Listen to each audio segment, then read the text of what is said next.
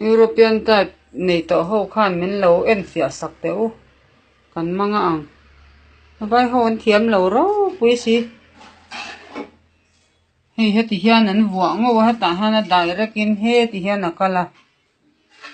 hei hi tui a khat pama da kha reng ngai don ti na ni ta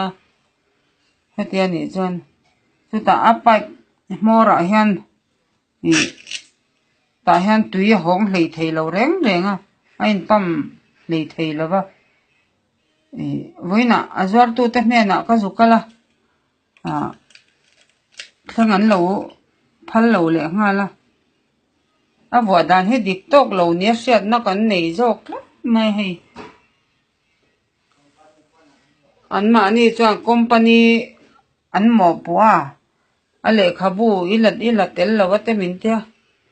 an thiam chiang lo ni vai kan chhora ani to ho khan min lo en fia sak teu ti ta tang khan dik thein ke pon ka hre lo reng om dan a hian helai a hian tian ti deuh tik takin tian om thin khan ka ria tuna chuan heta tangin tian akal ngau ringot maya pakhat